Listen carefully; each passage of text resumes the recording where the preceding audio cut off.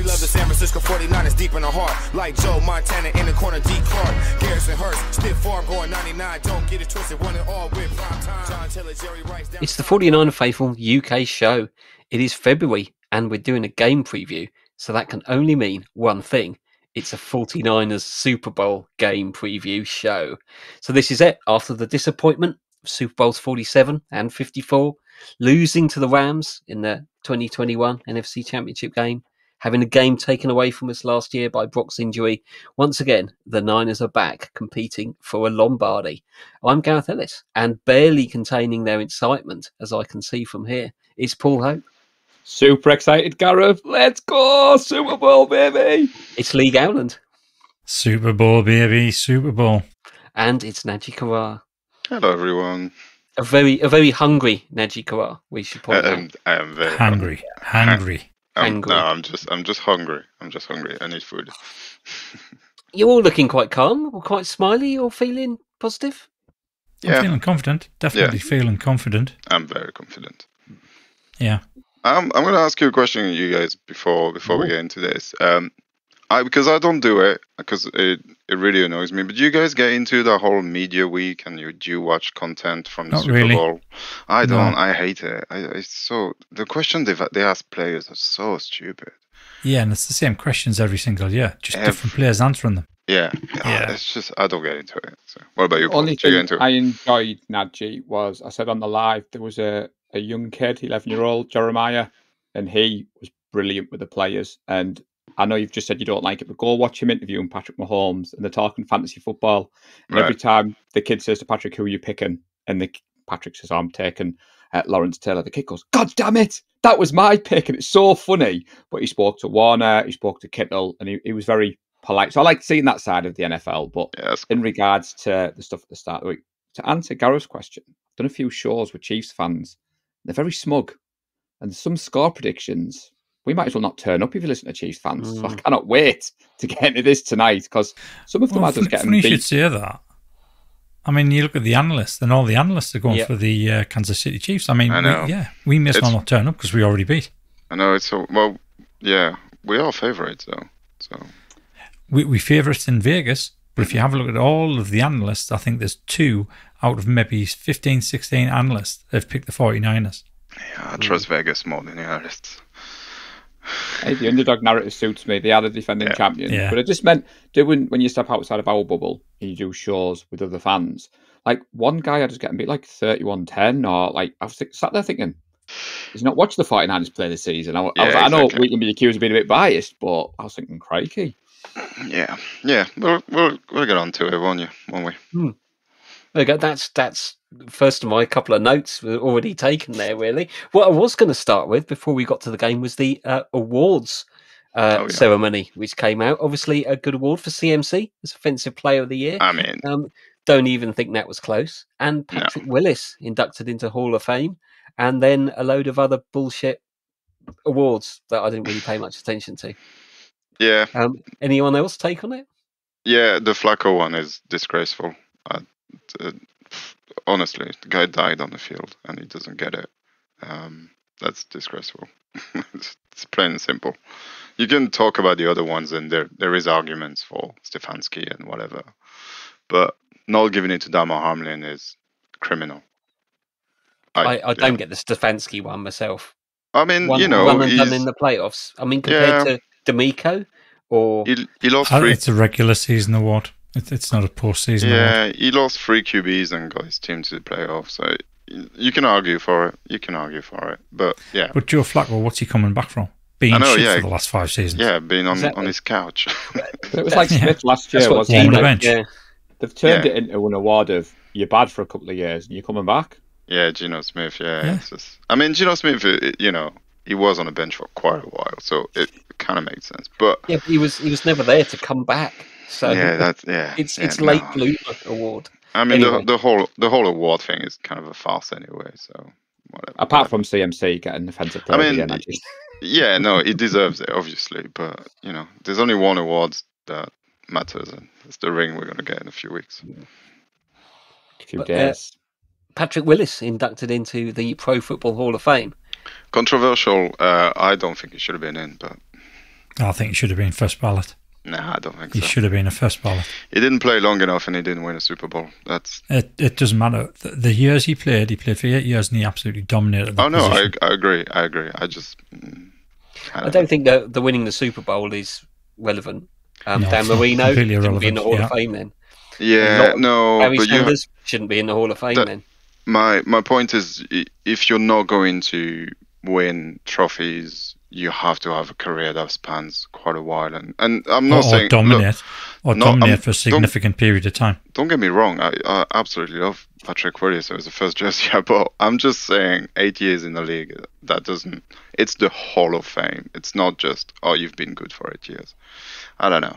It's As a But he wasn't good for 8 years. He was dominant for 8 years. Yeah. There's a difference. but He was the number one linebacker for every season he played in that league. yeah, I know. He was the dominant linebacker. I know. I still. Do you know why To- he went in to- this year, Nadji? Do you No. know why he went in Oh this yes, year? because we Because we went, and I got my Yeah. photo next to the statue, and I tweeted that out earlier. I Yeah. got a lot of bit of like, really, Paul? I was like, oh, well, at least I can show that picture. But no, it was good news to wake up this morning, Gareth. I kind of forgot the awards were on. So I saw the tweet for Willis and CMC, and I thought, yeah, good omen heading into Sunday. So I actually sent Nick Clark a text last night and said I'm looking forward to waking up tomorrow morning when Patrick Willis will be officially a Hall of Fame player. Prophetic. I like it. prophetic indeed. I think CMC won 3 awards in the end. They got the FedEx, him and Brock, Oh yeah, they got the did. FedEx Yeah. air and ground players. And I think CMC got another award that I saw way down the list whose name escapes me. Who? Oh, yes, the Walter Payton. No, not the No. Walter Payton No, 'cause award. that's It was another the Jim named Brown. award. The Jim Brown Award. That's what he Right. got. Oh, that's good. Who got the Walter Payton? I forgot. Steelers Oh. player. Cam. Hayward. Hayward? No, Cam Haywood? Yeah, Might have been Cam Haywood. I think it was Cam Haywood, yeah. Cool. Nice. That's probably the only award that Presented by the former artist known as Prince Harry. That's probably the only award that's actually significant because they actually go to good people. So, yeah. Let's move on. Yeah, well, you may be aware that there is a game of football in Vegas this coming weekend. I was going to ask if you'd seen much of the hype. Oh, nicely modelled there, Paul. Can't wait to get my grubby paws on my copy of the programme you're holding up there. I was going to ask about the hype, but we've already really covered it. What I was going to say is, although at least 2 of you have completely ignored it, do you think you can learn anything from the players' kind of demeanour and preparation during the week, or is it completely worthless? Tell you what I did like before Nadji and Lee answer. Buzzed Kyle got a lot of hate on Twitter, but I think it took the heat off the players, and it was Monday night. Get Right. over it. So I saw a lot of people saying on Twitter, "Oh, your head coach shouldn't be drinking alcohol. He shouldn't be in that state. The biggest week of his career." But the next day, all anyone was talking about was Kyle Shanahan. They weren't talking about the players. They seemed shocked that 60% of the crowd on opening night were Niners fans. I thought, I don't know why you're surprised by that. We travel well everywhere. But I think you can't read too much into it. The Chiefs players have been there before. Patrick Mahomes even said he has a Super Bowl week routine, which made it sound just like we go for our evening meal at the same time every night. It was a little kind of humble brag. But I thought our players, what I've seen, they seem quite calm and ready for this. Well, what I found interesting was Andy Reid said he has a plan for the 20 minutes after running out of the from running out the tunnel to the game starting. So that's going to take 20 minutes, and he has a plan for how they're going to deal with that 20 minutes. I mean, it's not a bad thing to have because it is. It's been there and The done Super it. Bowl. Super Bowl is a weird game. It's not like I've any got a other good game. source that has told us it involves KFC. Okay. As Interesting. long as we've got the boombox guy, I think we'll be okay. Yeah, we'll be all right. But I don't pay too much attention to it, but I do like to have a look and just that idea of how are the players seeming. I thought Brock, he's always impressive the way he talks to the media. I think he just comes across as cool. And again, he's just taking it in his stride. You know, you get some of the other players are sort of, wow, we were at Super Bowl, wide-eyed. Brock's just like, yeah, of course I'm at the Super Bowl. You know, it's what I've worked for. And I know it's probably under the surface, but his his demeanor always impresses me, and he just doesn't seem to be drawn up into the circus of it. He's like, yeah, ask your questions, I'll answer them, but I've got a game to play, and I'm just going to go through all this. And it certainly made me feel good. I think made me feel good about it.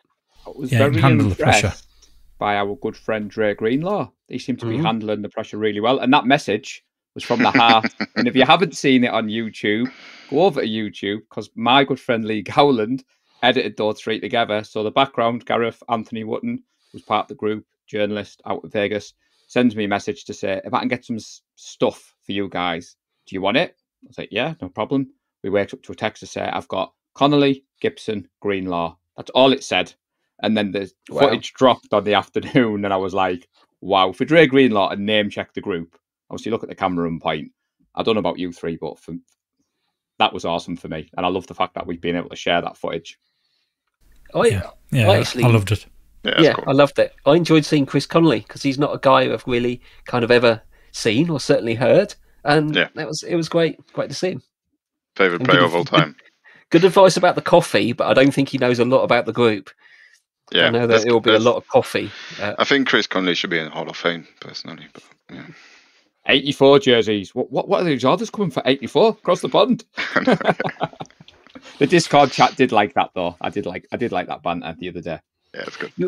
You always get some of these sort of semi-news stories, particularly at the beginning of the week. They were talking about the condition of our practice field. That seemed to go pretty quiet after that. Do you think any of this, there's a bit of mind games and just gamesmanship, and the whole, let's request the Chiefs can turn us down, the Chiefs will look like bad guys, and it's all smoke and mirrors and posturing to me, particularly when it vanished. Do you make anything of that? No, not really. Those practices are mostly walkthroughs. There's hardly any full contact, so it really doesn't matter, I think. I would rather be at University of Nevada than in the Raiders facilities. Imagine if we had to go, especially for the Chiefs, right? Imagine if the Super Bowl was in Seattle and we had to practice at the Seahawks stuff. Like, just no, thank you, or go and practice somewhere else. I would feel dirty if my team practiced in one of our biggest rivals. It's just not a good look. And the Raiders are cursed 100%. So good luck with that. Yeah, maybe some of it will rub off on the Chiefs. Exactly. Yeah, no, I don't. No, those practices don't. I think it was an element of a quiet news day. There was nothing to film. Oh yeah. Before everything kicked off in Vegas, but yeah, I mean the facilities at the university they're at brand new, aren't they, Najee? Like top of the top notch facilities. So it's not as if they're slumming it. I did like some of the obvious fake photos of like random fields that were like covered in a torrential downpour. It was like, that's clearly not the pitch, but it makes for good. Andy Reid answered it better than any of us. They asked him on opening night and he just said, what? The practice field went, don't know what you're talking about. And it kind of just shut the reporter down. So there might have been a bit of nonsense behind it. So should we get down to business? One of you boys has been having a look at the Chiefs offense. I hope. Hang about. Oh. Sorry, reel yourself in there. I thought we were going to do it in a different order. No. I don't mind doing that. No, let's do History Corner. Let's do History Corner. I'll be back in a couple of hours. I still haven't given myself any History Corner music, of course. So, History Corner, I'll briefly touch on the Chiefs, but I'll go into the Super Bowl as well. So, we've only played them 15 times, which is quite surprising because we're two of the oldest franchises in the league. And the Chiefs lead that head-to-head 8-7. The Chiefs have won 5 of the last 6 meetings. They own the only shutout when they beat the Niners on the 1st of October 2006, 41-0. Players to have played for both teams includes 7 quarterbacks. Joe Montana, Alex Smith, Steve Bono, Steve DeBerg, Blaine Gabbert, Bob Gagliano, Elvis Grbac. Currently, we have 6 players who've played for both teams. Chris Connolly, Mooney Ward, Richie James, Jerick McKinnon, Charles Omenihu, and Blaine Gabbert. And that's about it for the Chiefs-49ers rivalry because there's literally nothing there. That's crazy. Super Bowl-wise, 15 times? No, only 15 games. It's in unbelievable. In like 60 years? Yeah. That's crazy.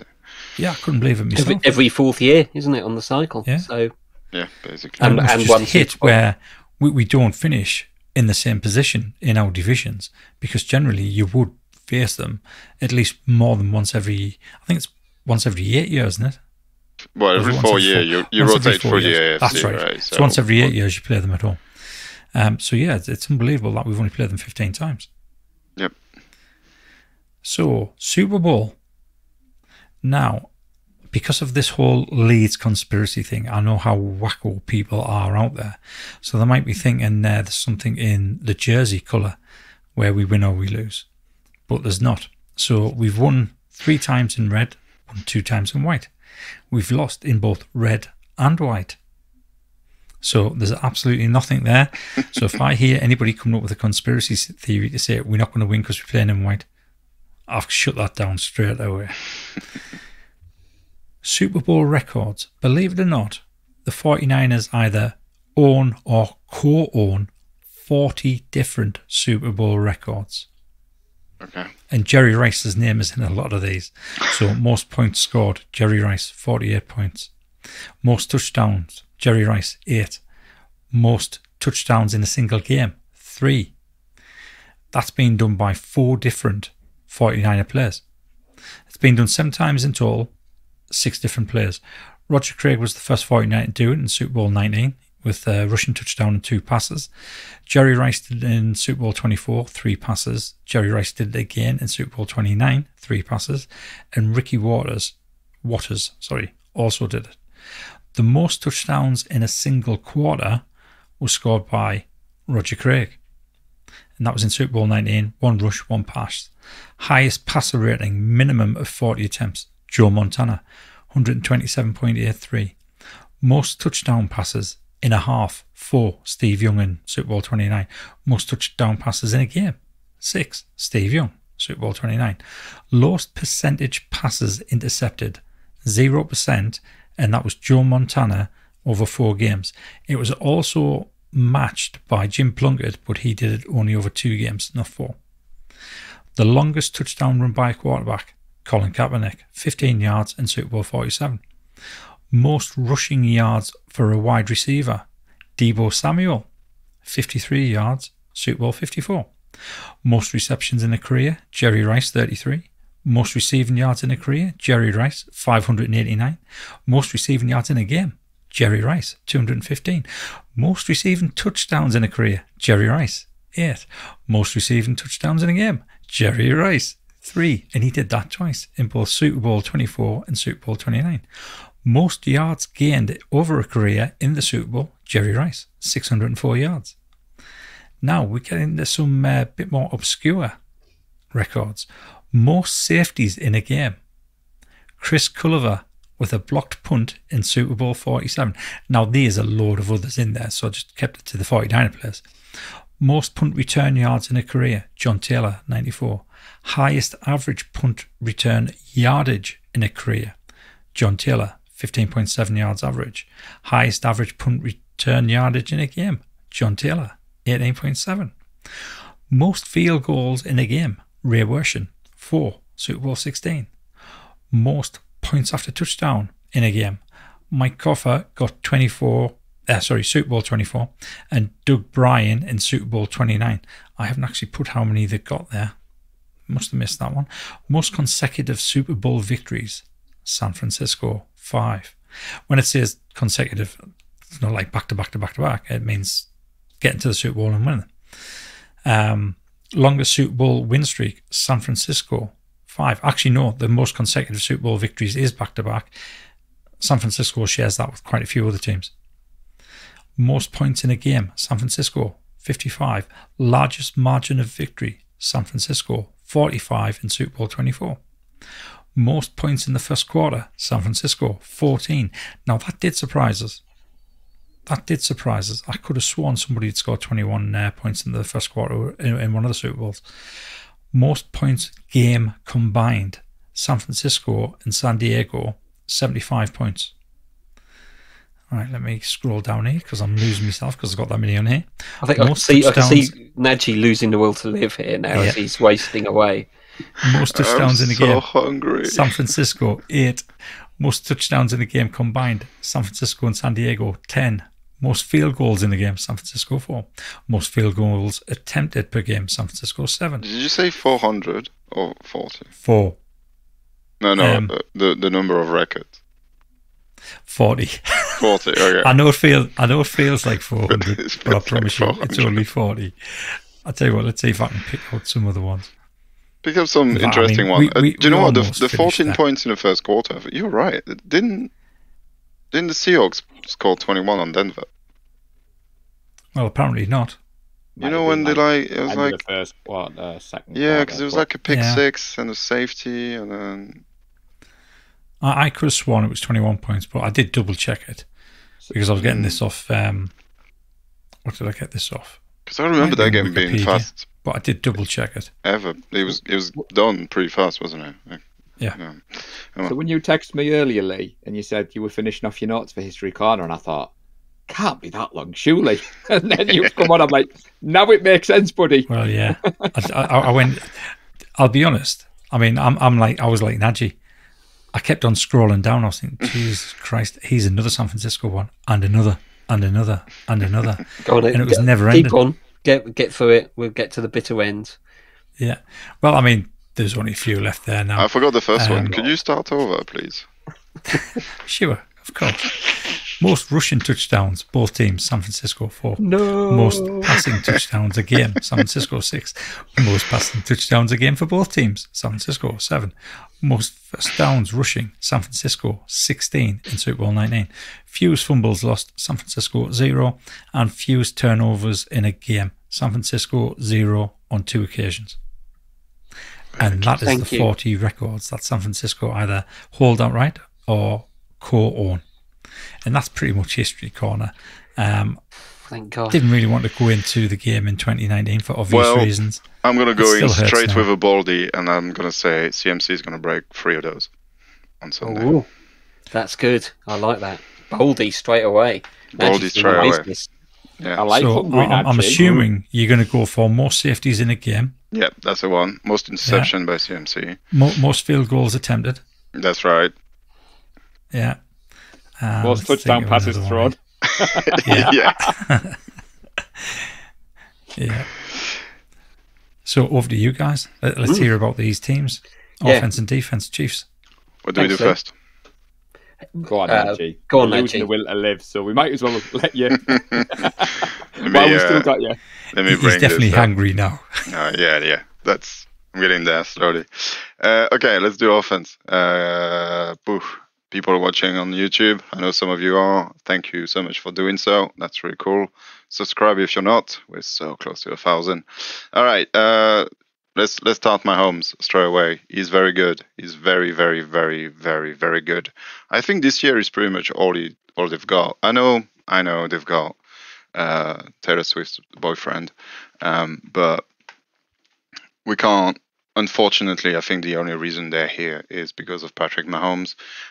How are you guys feeling about Big Bad Wolf number 2 after Tom Brady? Everybody hates him. I don't know why. He's amazing. Go on.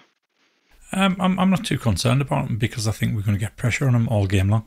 Yeah, I agree. I think he hasn't got the weapons, like you said, other than Mr. Swift. So yeah, he's got a good O line, but I don't want to steal your thunder. No, yeah. I definitely think, and we can talk about this later, but I had a look at all the games they played this year. I don't really watch them all that much because it's very much the same as it's been for a few years now, and it's good, but it's very samey. But I feel like this year they were a step down, and they definitely got lucky that the Chargers weren't good, the Raiders weren't good, the Broncos took forever to be kind of relevant and then gave up halfway through the season. So I think they got very lucky in sometimes some teams, depending on how the teams are, which point in their rise and fall they are, they just kind of everything fell into place for them. And I had a look at all their games, and none of their wins are impressive. None of them. this year. There's not been a wow moment. Now, it doesn't mean they're not a good team. Don't get me wrong. They've won games and they're here now, so they're definitely a good team for being here. It's not easy to get there. But I think they're on a downward spiral. They're definitely starting to feel the price of Patrick Mahomes, and that 45 million a year is starting to tick, and they definitely lack a lot of talent. And as you said, Gareth, I think the weapon is where I think they've lost. So Tyreek Hill going away to Miami has definitely been felt. And, Justin Watson, MVS, Kadarius Toney, Sky Moore, Michael Hardman, and all the Rashee Rice as well, and Richie James are not elite. And for a good period of the season, they were very much in the forefront of the news for the Chiefs, and the reason they lost some games and all that jazz. But the reason is because they're not that good receivers. So I'm not worried about that. And then we need to talk about Kelsey. He's obviously still very good, and they've got such a chemistry with Mahomes. I think that's where they could attack us, although he's going to have to beat Fred and Dre, who's clearly been playing better than they were a few years ago. Do you guys think Kelsey, I mean, it's a big stage, it's Kelsey, it's Mahomes, is definitely going to have something like 10 catches for 100 yards. Whether that's going to have an impact or not on the game remains to be seen.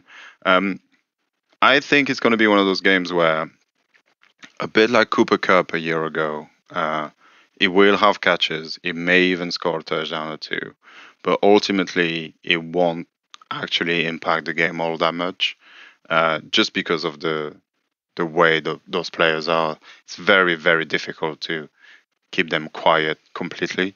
So you might as well just give them some flowers, give them some catches, but just limiting how much they have. You don't want him to have 200 yards and 3 touchdowns. If he has, 105 and a touchdown, it's okay. We can live with that. Yes, that's my thinking of their receiving corp and pass catching people. You guys agree? Do you guys think I'm wrong? No, not at all. I mean, when you think of Kelsey and Mahomes, you automatically think of Gronkowski and Brady. Yeah. And they all stepped it up in Super Bowls. True. I think the way that we're going to approach this is to try and take both Kelsey and Pacheco out of the game. If we can stop them running and stop his number one target in Kelsey, then I don't think the Chiefs have got anything. I'm quite happy for Rashee Rice to go up against any one of our cornerbacks. I wouldn't be surprised if Mooney Ward follows him to whichever side of the field and leaves either Diomedor Lenoir or Ambry Thomas to take on whoever else they've got. Valdez Scantling. I mean, Valdez Scantling has tore us apart once or twice, so he is a bit of a threat. But he's very hit and miss, isn't time. He? I don't think they're going to have the time for him to be a threat, because hopefully our pass rush is going to step up, get the pressure on Mahomes, and treat him like we did in Super Bowl 54. Yep. Because Super Bowl 54, Mahomes ended that game with a passer rating of 78. Yeah. And he got most of that up in the fourth quarter, because as he entered the fourth quarter, I think it was something ridiculous, like a passer rating of 36. Yep. He was having one of the worst game of his career, and it could still be the worst game of his career. It's a great segue into their O-line. Unless Paul, do you wanna chime in on that? All I wanted to say, Nadji, thought you might go down a route because you are the captain of the rocket ship. Now, Patrick Mahomes, all the hype is justified, but go look at the stats this year, people. Now, would it surprise you, out of the two quarterbacks, the Kansas City Chiefs are the only one where they don't go past 10 yards.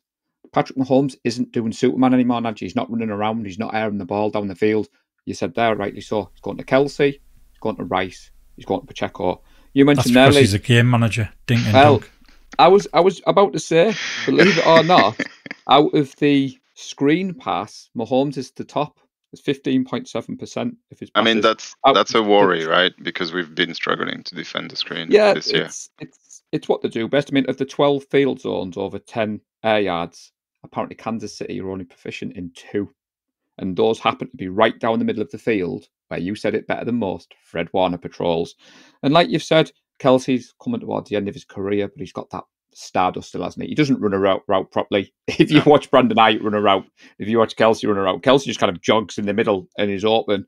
But you have to be aware of it. The screen game, I know Gareth asked us some questions. I didn't know whether we would dive into that now about what we needed to stop, so I can save it for later. But Mahomes isn't airing the ball out. And if you just took the names off these two quarterbacks, Najim, we've heard all the dink and dunk, game manager. Brock's actually more explosive than Patrick Mahomes going into this. And Chiefs fans listening, you might disagree. Go and watch the game tape, because it's what I've seen with my own eyes. That's all I wanted to add before you moved on to the O-line. No, yeah, it's a very good point, and it's also a very good segue into the O-line, because the O-line is what sets up the screenplay usually, and it's a very, very good way of disrupting pressure, which is probably what we're going to try and do. And we have been pretty bad at defending the screen, just purely because the way we rush the quarterback. There's one big name on this that's red, and Andy Reid said he would be very surprised if he plays. He has a pectoral injury, I think. That's Joe Cheney, their left guard. That's going to be a big miss for them. But they still do have a very good O-line, and I'm sure they'll be able to recover from that loss.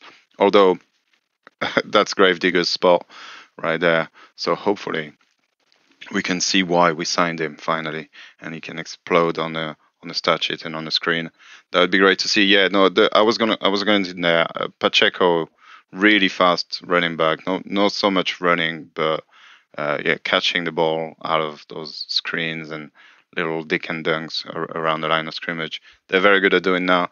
But we're also very good at defending in front of us. We're definitely going to have to be tackling a lot better than we have been recently if we want to stop them. But nothing on this offense really scares me apart from Mahomes. And, he's not Superman, but he can be. And you never know if it's one of those nights where he just goes off and everything he does works. It's possible. Even it wouldn't surprise me if he did, because he's that good. But looking up, the whole of the season and what we've been producing this season, I'm not scared. Our defense has been playing really well, and we've adjusted really well also. So whatever they show us in the first half, we'll be able to turn it around. We've got extra time this time to turn it around. At halftime, it's the Super Bowl, so it takes about an hour to get all the pieces in place and keep the game to our side. No, I'm very, very confident. I think we'll see in a prediction later, but nothing on this is very scary. I honestly think it would have been a harder challenge playing the Ravens, as we saw on Christmas Day. I think the concern there is you've said they've had a generally quite poor season. I think they had some poor losses, some unconvincing wins. Patriots used to do that, and they hit the playoffs, and suddenly they look like a different team. Yeah, but they did carry on their form in the playoffs, and even the people they've beat in the playoff and the AFC Championship game, they didn't beat the Ravens. The Ravens beat themselves all by themselves. They should have never lost that game. I don't understand. I'm still not quite sure how they lost that game. You can say the same thing about the Bills as well. The Bills kind of imploded. Yeah, and that's what the Bills do, right? So that's kind of more expected from the Bills, less from the Ravens. But yeah, the Ravens had no business losing that game. A pick in the end zone and a fumble on the 1-inch yard line. That doesn't happen very often. They got lucky. I think this game they're gonna be shown what a good team is, and I don't think it's gonna be close. You could make an argument that the Lions and the Packers imploded. You could, if you were neutral. Oh no, you could make that argument. But anyway, that is true. That is true. I'll digress. I think the Joe Thuney is a big loss. I think they do have a good O-line, but they do hold a lot, which I think was the one thing I picked up from a wonderful Mick Bosa when he was asked about that. Don't want to go into it too much from the last time we met them in the Super Bowl, but that is clearly something I think everyone is going to be keeping an eye on, because I think it is Juwan Taylor has got the highest amount of flags, is it, for an offensive lineman this year? Something like that I saw. It's all false start though, isn't it? I don't think it's holdings. So to squash another conspiracy theory, Bill Vinovich hasn't been given this game because the commissioners turned around and told him he screwed up Super Bowl 54. He now needs to make it right again. That conspiracy theory is rubbish. He got given the game because he's the best. It's quite simple. And I just really. ask Nadji a question before we move on, Go on. because well known your links to the game playing running back, and I've seen a few people linking Pacheco to the same as the Lions. Now, Pacheco is a good running back, Nadji, but he's a different style of runner, isn't he? He's not as lightning fast as Gibbs and Williams from the Lions. So I've seen some people say, oh, Pacheco's going to run all over us, but he's not the same running back, if that makes sense, isn't it? That's No, what I want to just ask you. He's very similar to Dylan, though, from the Green Bay Packers. Yes. He's a thick-set running back that powers through the middle. Yes, but we can deal with that. No, the Lions' running game was excellent, and they were leaning on it a lot. The running game of the Chiefs isn't what they do primarily, so he's good, but also, he's a 7th round pick, so they're not good. They're all managers. They don't deserve to be playing in the NFL, apparently. I was going to 7th round pick. Get him out of here. Who'd have a 7th round pick, boys? Why would you have a 7th round pick? You don't need those. That is absurd. It's a very different offense than last time. I think, other than Mahomes is the one who holds it all together. And I think, as we mentioned earlier, a lot of the pundits are talking about the Chiefs, and I saw something very repetitive on that, and that was just that you don't go against Patrick Mahomes. And I think that's just, are people really making an intelligent decision, or are people just looking at the reputation there? But him, Andy Reid, they're going to move the ball, I think, and they are going to require us to play much better defense than we have in the last 2 games, or at least for longer periods than we have in the last 2 games. Or at least that's my opinion. Certainly against the run, we need to. The Lions cut us open for 2 halves.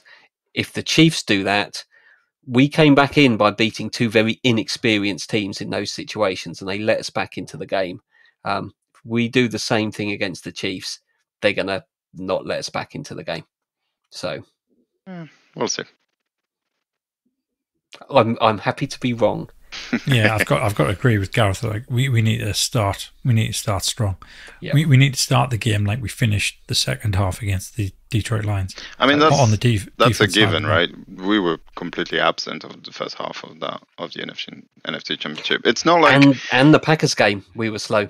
Yeah, well, I didn't watch this one, but we haven't played well. So we're going to need to play well. It's the Super Bowl. If you want to win the game, you have to play well. That's going to be interesting for Wilks, Nadji, because the easiest way to combat an offence that leans on a heavy screen game is you go man-to-man.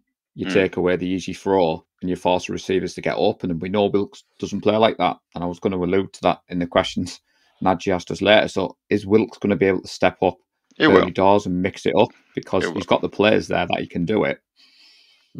Yeah. Should we look at the Chiefs' defense as well? Let's do it. Paul, what have you got?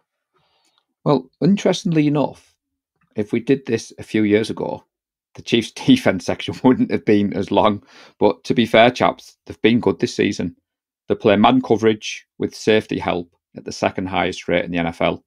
They tend to play a combination of coverages, mix and zone with 2 high safeties. The defensive backs have smothered wide receivers all season, to the point where defensive coordinator Steve Spagnuolo refuses to get beaten by number 1 receivers. They've allowed the 4th fewest yards to receivers this season. They've held, and this is not a bad list, Stefan Diggs, Tyreek Hill, Jamar Chase, and Devontae Adams to a combined 12 catches for 128 yards. Given the NFL's a passing league at the moment, that isn't a bad stat to be heading into the Super Bowl. Now, Nadji's put the depth chart up there for people who are listening and not watching on YouTube. The first name, Nadji, which I'm sure most people are the same as me, cornerback L'Jarius Sneed, didn't allow a touchdown in the regular season, and he's been keeping opponents from making big plays all season long. And I don't know about you 3, and I'm going to ask you this before I move on. I think he follows Brandon Ayuk. I think he goes man-to-man on Ayuk because that's what he's done with other teams' number 1 receivers. Do you reckon I'm far off the mark, or do you think I've got that spot on at the moment before I move on? Spot on. That's what's going to happen, yeah. BA is going to need to step up and show that he can play with 2 people on him all the time, I think. Although, we don't really need him. We've got other weapons as well. Yeah, well, like you said there, I do think you're right, Nadji. I think Ayuk is in for a long night. He's going to get doubled up. Like you said, they've been very proud about not letting the number one receiver. However, the number two receiver, so Zay Flowers, technically was classed as a number two receiver by the Chiefs. Should have won the game for them. If you haven't watched that game, just go back and watch him. Drop it on the 1 yard line. But going through the game tape, the Chiefs play a lot of press coverage. So I'd expect to see that continue against us. The coordinator put on a clinic in the AFC Championship game. It wasn't that he just blitzed the now league MVP Lamar Jackson over 50% in the first half, chaps. It was how effective it was. The Ravens only scored one offensive touchdown. The Chiefs cornerbacks were class in that game. Just go and watch them cover the receivers. Lamar just couldn't get the ball to them. So even taking the narrowest of thrown windows, I might get the terminology wrong, Nadji. I'm trying to push myself. So from what I've seen and read, he tends to employ a 6-1 front, which is designed to limit the run, and it caused Jackson a whole host of problems. They were daring Jackson to throw the ball in narrow windows, and for some reason, the Ravens abandoned the run and decided, we're going to beat the Chiefs by throwing the ball. You touched upon it earlier, so at this point, Nadji, do you want to allude to, because you said the Ravens should have won that game. They should have, yeah, they should have won that game. But that's the biggest problem. The biggest name is none of the players. The biggest name is Steve Spagnuolo. He's a very, very, very, very good defensive coordinator, and he knows how to beat people. So I see what he's going to do exactly to beat Brock, but I hope he's daring Brock to throw, because Brock's very good at throwing the ball. I don't know. He's got his hands full. Do you want to beat us with CMC or with Brock? He's going to have to pick a poison. That's what we do. That's what we do best. And we'll see what poison he picks, and hopefully that poison can step up and play the best Super Bowl and win MVP, because I think that's what's going to happen. Whoever he lets not man on man will win Super Bowl MVP. I mean, we talked about... Oh, go on, Lee. Go on. It's interesting what you say about Steve Spagnuolo and how good of a defensive coach he is. I think that our offense matches up really well against this defense. Yeah. This defense has allowed the third most yards after contact or catch, and we've gained the first most yards after contact or catch. So you're reading my notes, Gowland, because that's a couple of pages away. Right. So that's exactly why I think we match up really well against these. If we can get the ball into our playmakers' hands, whether or not it be screen pass or whatever, as soon as we get that ball, then Debo, Ayuk, McCaffrey are just going to fly down that field. Yeah. I might do a little bit what Nadji did there, because I'm thinking of giving away one of my ballies now. Go on. You talked about Super Bowl Darius Sneed. Matching up with Ayuk, and then Debo matching up with who's it going to be? It is, where's his name on there? Can't see it. It'll be Jalen Watson. No, well, I was actually thinking of Trent McDuffie. Trent McDuffie and Nickelback, is he? He is Nickelback, yeah. But they're the two that play in tandem, so they're normally the two that they neutralise. Which so this is going to be a huge bold prediction. And I'm going to have one that's exactly the same bold prediction, but a different person later on. Okay? But I'm going to do it anyway. I'm going to go two boldies. I mean, it might seem daft, but I'm going for it anyway. Jauan Jennings will be the dark horse for the MVP. I think he's going to have an outstanding game, because everybody's going to be too preoccupied trying to stop Ayuk, Samuel, McCaffrey, Kittle. That Jauan Jennings is going to have a bit of a game there. Well, you've said it nicely. Is what I was going to say is the Ravens shouldn't be surprised, chaps, about the blitz rate, because the Chiefs have finished top 3 in the league in pressure rate when blitzing, mixed in that coverage that you've got there. Now, Brock Purdy, Nadji mentioned it earlier. He's not bad against the blitz, is he, Nadji? Brock. Now, when I was doing the deep dive, because this is the Super Bowl preview, Tracy caught my note and she said, bloody hell, you're going to get through all that in one go? I said, don't be stupid, Tracy. This is not what we do. We always talk and ask the chaps questions. But I'm going to ask you all three a question. When facing the blitz and man coverage, who were Purdy's most targeted players in our offense? He's got 2 that he likes to go to. So McCaffrey? 2. Yeah, McCaffrey's one. Oh, he's not. Interesting. George and Ayuk. That's correct. Yeah. Well done, Nadji. So when facing blitz and man coverage, Purdy tends to favour Ayuk and Kittle.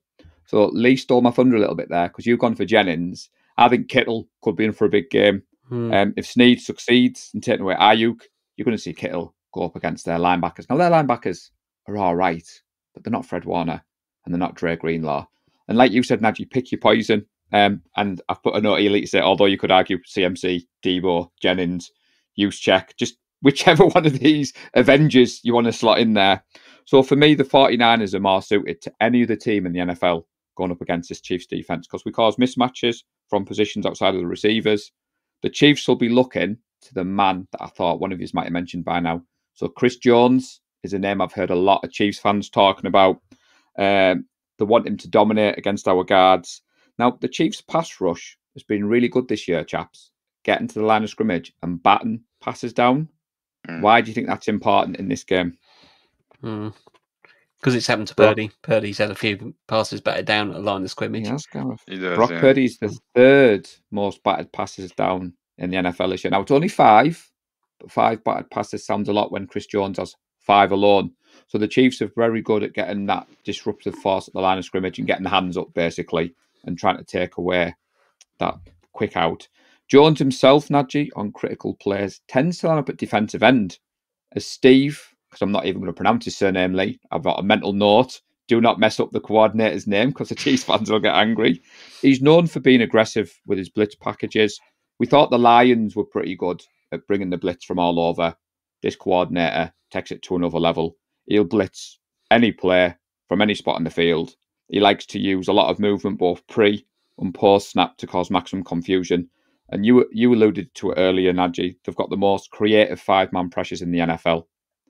Now, it's well knownly that the Chiefs will want us to pass the ball and abandon the run.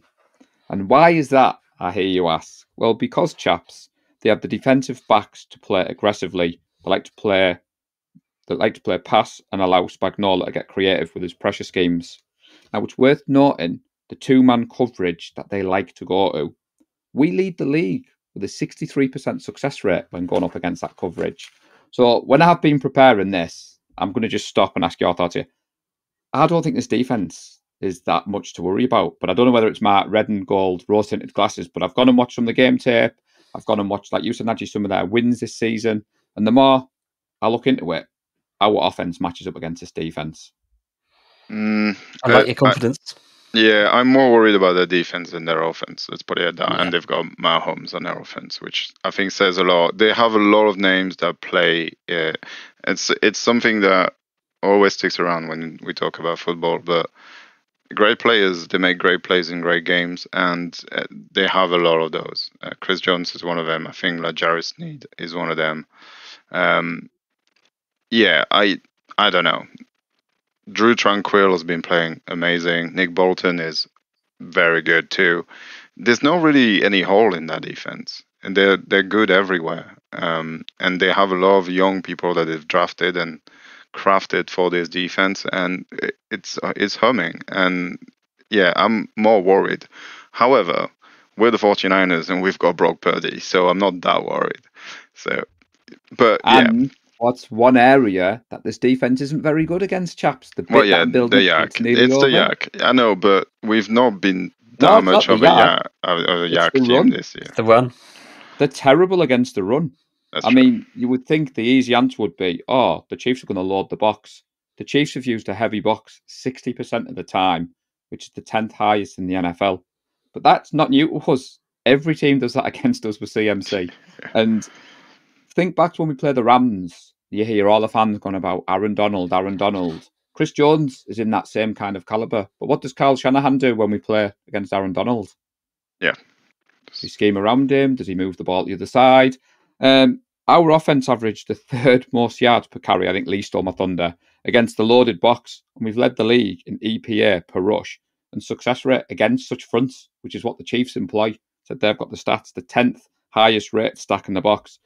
Go and watch what they did against the Packers, the Dolphins. The Chiefs line up in this 6-1 front with a soft zone behind it to try and take away that outside zone game and limit explosive play action plays. Like you said, Najee, they want to dare Brock Purdy to throw, because if you look at PFF, which people look at, Brock is apparently 7th for the quarterback that's going to throw a pass that could is a me word, turned over. But that's what Brock Purdy does. He anticipates, he gets the ball out quickly. They're major in man coverage, but they're soft in this look against the run. They'll be looking to clog the running lanes whilst relying on the secondary to keep a lid on our offence. But given Purdy can beat you with his arm, drop back passing game, as Najee said, play action. This game is going to be intriguing. I was going to finish Najee by saying this Chiefs defence is good.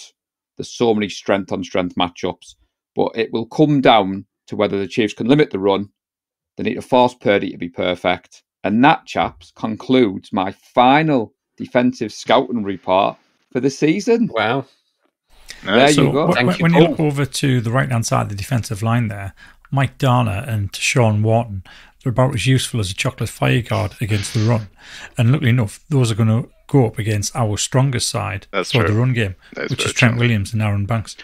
So, I think we can establish the run no problem on them. But that's so obvious. I would be very surprised if Spagnuolo didn't have an answer for that. I'm very confident. I'm just saying the defense has been what's been carrying this team into ugly wins and to where they are now. So that's what worries me more than the offense. But you'll see. You'll see in the prediction in a bit that I'm not that worried. Yeah, I was going to say that. The only thing I was going to temper with the stat about the receivers, just go look at the quarterbacks they've played against. Yep. Go look at the games that they've struggled and some of the games that they've lost this year. But you're right, Najee. Playoff Chiefs are a different beast. I've heard that all week. The Chiefs fans that I've done pods with keep telling me that. But Kyle Shanahan showed against the Lions. We all thought he'd come out the second half and put the ball in Brock's arms. He didn't. He gave it to Debo. He established the run. Good things happen. And I think that's what we're going to do. And I have a dark horse for Super Bowl MVP Gowland, and it's not Jennings. So I think between all four of us, we're going to have every player covered. So keep listening. So as I said, I mean, that was my first bowlie. My second one is pretty much the same type of bowlie, but just completely different player. So yeah, let's get into the rest of it then. Interesting. I was going to make a couple of points on the defensive side there. When I can go on. Sorry. No, you go ahead. No, you didn't have to put it up. Obviously, a lot of people talked about L'Jarius Sneed. He's one guy you can just not throw his way. I think one thing that we will see on some running plays is that we will see our mate Jauan Jennings make a beeline for him, and it'll be forget who L'Jarius wants to be covering. There's going to be other people who are just going to go out and nail him.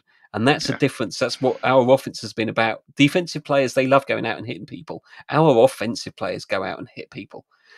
So I think that's going to be something where it's going to give him something a bit different to think about. I do think the run game is going to be critical. As long as we can establish that and we trust in it and we keep it and we don't fall behind early and do what we've done before, I think sticking to the run game is where we can do them some damage, even if it takes us 3 quarters to wear them down. And I think we've got the players to do it because we've got CMC, we've got Debo, we've got even just throwing some curveballs at them with Elijah Mitchell or Carl Juszczyk running the ball. Whoa. Jordan Mason. Thank you. Put some muscle on that It's going to be Elijah Mitchell. He's hungry, Gareth. Don't be messing with a hungry man.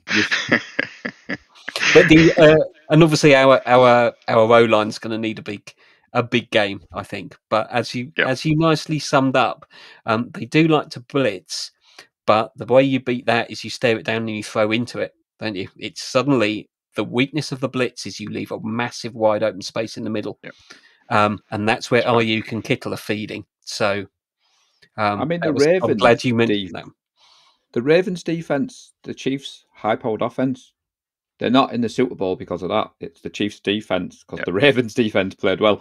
Like we've said before, sometimes when you watch football, that second half was intriguing because it was a defensive masterclass. So it really was.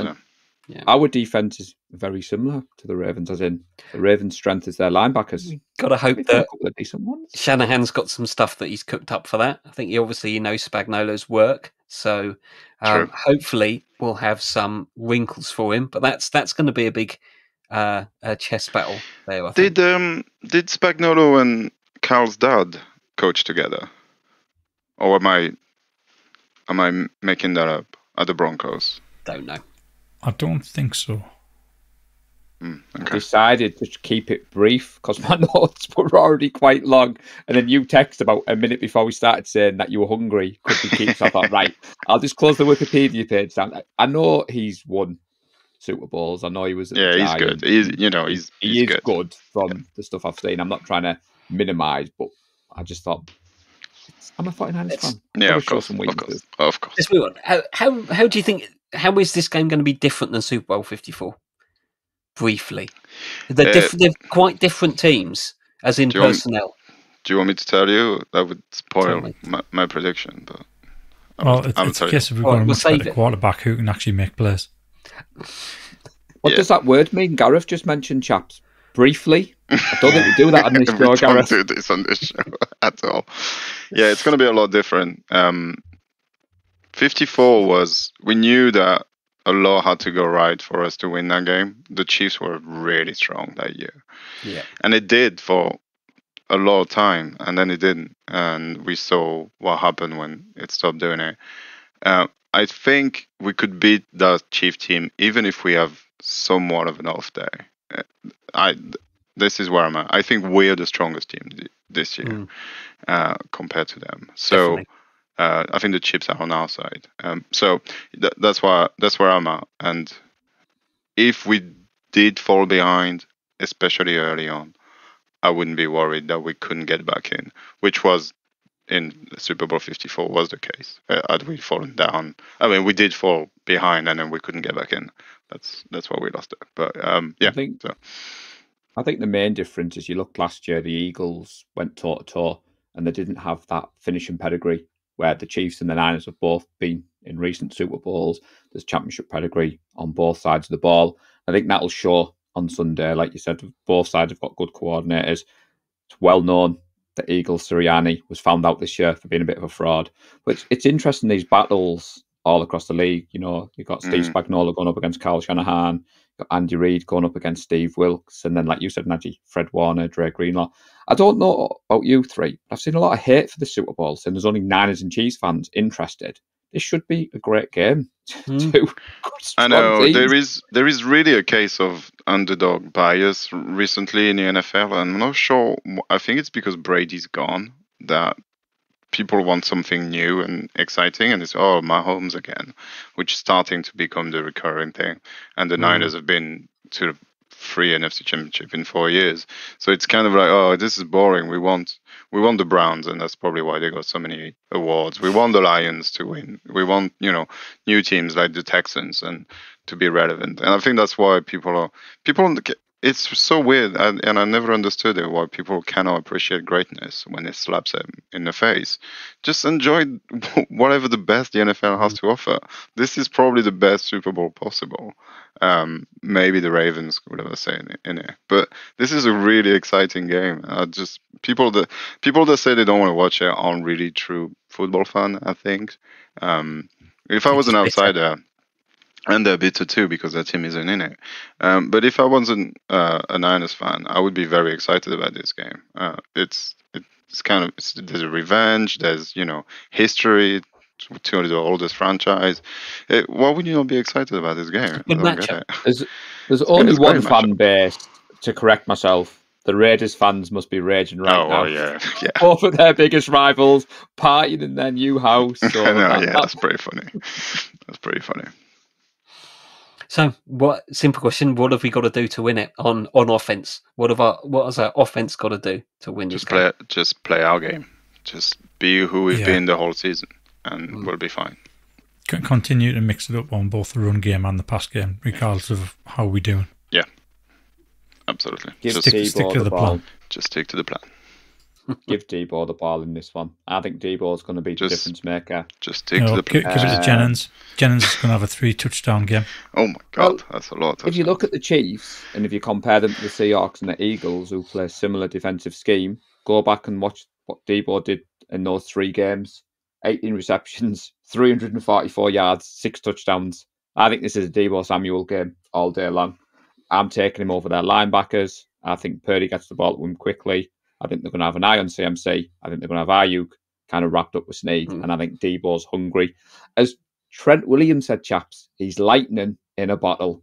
And I'm here for the Deebo Samuel game. So am I. I don't disagree, but I think the key is keeping CMC running, and he might not get the touchdowns. He might not necessarily get He will. the big yards. He probably will, but just keeping him banging away all game because we know he can do it. Just like we did against the Lions, right? He'll bust them open. Just like we did against the Lions. Yeah. And then they're all over the place. We've seen it. Just take their soul, control the ball, run it, Just demoralise them, keep Mahomes on the side. Keep Mahomes on the sideline is a good idea. Yeah, that's the like one. you said, Najee, we've got this offensive team. Use them. What about our defense? What does our defense need to do to win it? I'm going to get him. I'm going to get him first here. Tackling. Go on, yeah, Gareth, don't miss tackles. I just still didn't get any first. Najee still beat me. Sorry. Go on. Yeah, tackling is going to have to be better, 100%. Turnovers are huge, and our defense can absolutely do that and will do that. But I think a beat down early on is going to be nice for us to have a nice watch party, relaxed one, where we can just enjoy it. Go on, Gareth. Give us your thoughts, buddy. I did really. I think that was it. Defense. We can't give them any free yards. It's what our defense used to do. You know, people used to get yards, but they had to fight for it all the time, and eventually that would wear their offense down. We gave up just so many cheap yards to the Lions, and just let them walk through us, and then just let them find people wide open. I'd say that's what we need to make sure. We make sure that they fight for the yardage, because I don't know that this offense has got the firepower that it used to have. But it's stopping Kelsey as well. The amount of times you see Kelsey just wide open, you think, how does he do it?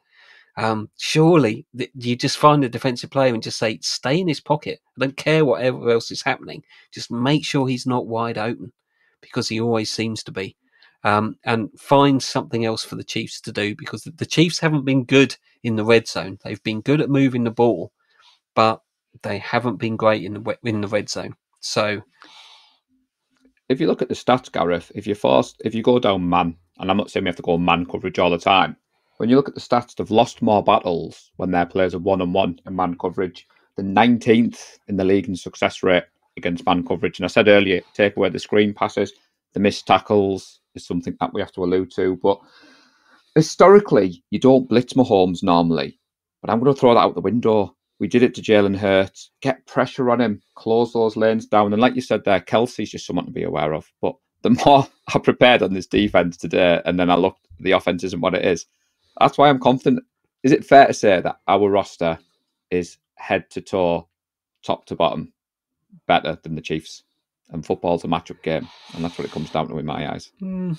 I've seen it's difficult to say Mahomes isn't better, much as we love Brock, but I think being neutral, and I think it's difficult to say that our O-line is better. I do think it's potentially difficult to say our secondary is better, but I think everywhere else we've got better wide receivers, we've got better running backs, we've got a better defensive line, we've got better linebackers, and I think even if we don't have the better units, we've still got good players in those units. So we're not necessarily got weaknesses. Like I said, their offensive line might be overall better, but we've got Trent Williams. That's true. That's very true. Provided he doesn't get ejected. He won't, no. All right, come on, let's move on. Pizzas are on the way. Let's go. Yeah, okay then. So you're first up, Najee. You're top. Oh no, you're not. I am not top of the league. No anymore. No. Apologies. I was going to go for boldies before score predictions and save the score predictions for the end. No, because my score is a bold prediction. So. Oh, go on then. It's a 2 for 1. Well, I'm not first, so I can't do that. On, Paul. Go on, Paul. No, I'm just Najee's Peters are coming. The pressure's on. So this is the Super Bowl. I'm going bold, everybody. I've done a few other pods and shows this week, and everyone other than us has got the Chiefs, and the Chiefs winning well. So for me, the Niners win the Super Bowl, and the score's going to be 31-21. I think we win this one convincingly. I thought it was bold, but I have a feeling it may not be so bold in about 10 seconds when Najee, Lee, and Gareth give their scores. Yeah, I am extremely confident in this matchup. The fact that the Super Bowls haven't been blown out for quite some time now, I think this is the year. This is a blowout. We win 42-13. Ooh, I'll take it. I'll happily let you win the trophy with that score. that's brutal. I think it's going to be a bit tighter, but I think still the Niners are going to pull out a win. It's going to be 31-26. 31-26. Do you guys remember every time we had to play against the team that we needed to beat? What happened? Yeah, The I was Cowboys, gonna- the Eagles, the Rams. the Debo Samuel games. Yeah. Come on, Lee. So, fellas, Oh, here he that's really goes. interesting. That is really interesting. So 31, 42 and 31. This season, in both the regular season and the Oh, playoffs, he's put stats into it to the try and Chiefs win it. have not let opponents score more than 27 points. That's true. That's why it's a blowout. Not once this season. That's why it was bold. 31 Oh. points. They've only managed to score more than 27 on 3 occasions. Yep. So they're not a particularly heavy scoring team. So I originally was going to go for 31-24, 49ers victory. But I'm more inclined to think along the way that Najee's thinking. I think if we come out of the gates straight away, we play them. like we know we can play, and it's the 49ers from the first 5 games. Yep. I think this can be a blowout. Yep. Not quite as big a blowout as what Najee's going for, but I'm going to go for a 38-17 49ers victory. I like it. I like it. Mm, I like very it, and nice. I agree. And all 3 of you didn't listen to the pod I did last night because he pushed me for a score prediction. And I was like, I can't. The lads will be listening. But I'm glad you didn't. Although Gareth's close to mine, so maybe he did. yeah. Yeah, sure. So, Let's some, slow down a bit. There we go. Some boldies in. Lee's already All right. come out with one. Oh, well, let me go for this next one then. So Yeah, like go I on. said, it's exactly the same type of bold prediction. So before I said Juwan Jennings is the dark horse for MVP. This time I'm going to say Fred Warner is going to get the MVP. It's very rare a defensive player gets it. That is. And he's going to end up getting it with a couple of interceptions. Yeah, that would make sense. Yeah, unfortunately, I disagree. CMC is going to get Super Bowl MVP with a 4 touchdown performance. Oh, like it.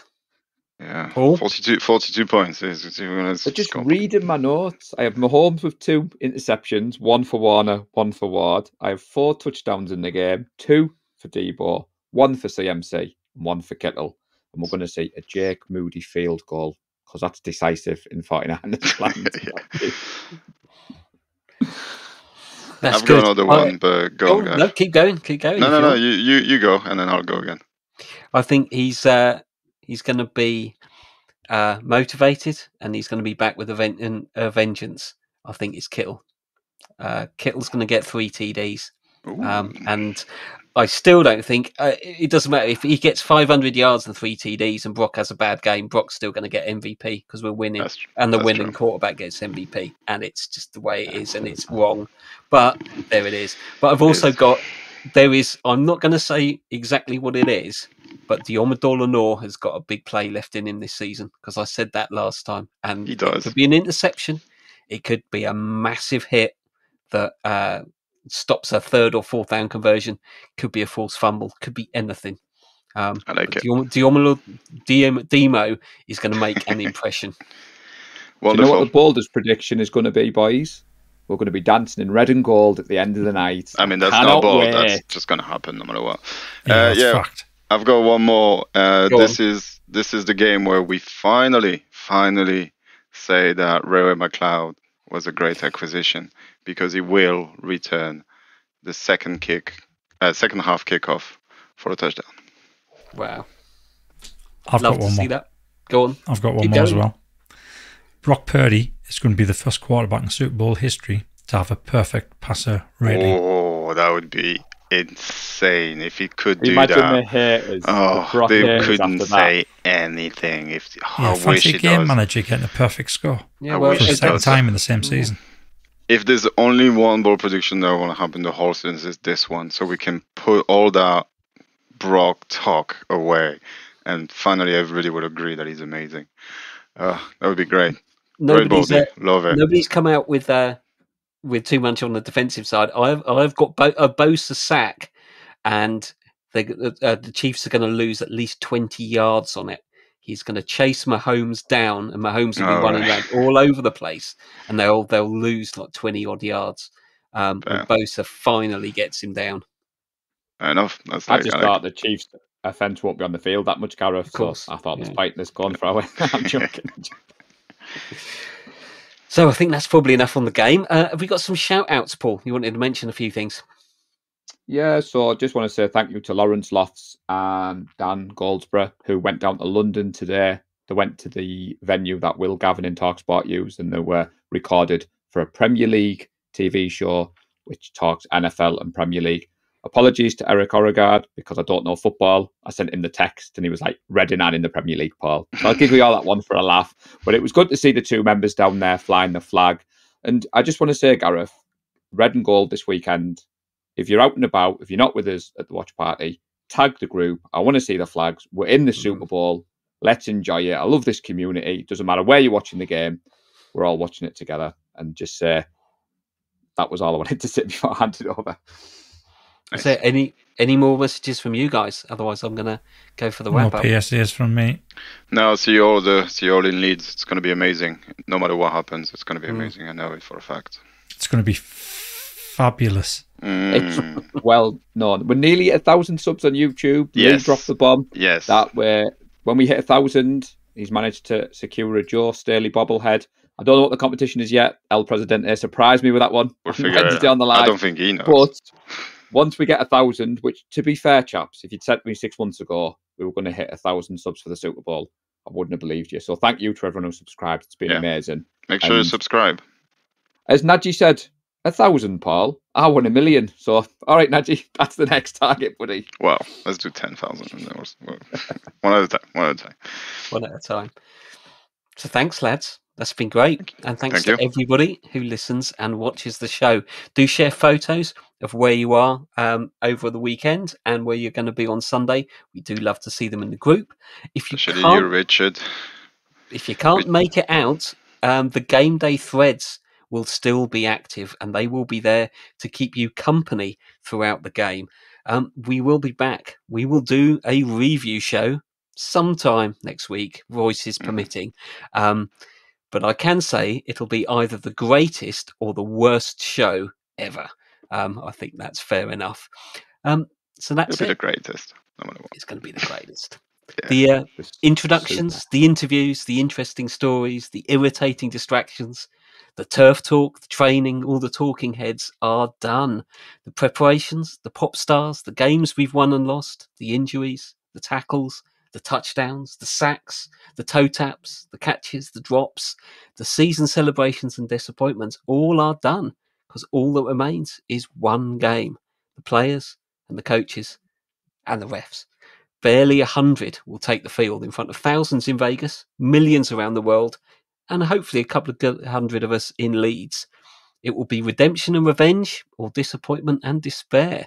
But whatever Sunday brings us, we will have one last chance to watch this amazing team. We'll have one last chance to sing and laugh and shout and swear with friends and with family and with complete strangers. So savour it, enjoy it, take it all in, and enjoy every moment. Go Niners. Go Niners. Go Niners. Mother trucking revenge, baby. Bang, bang, Niner Gang.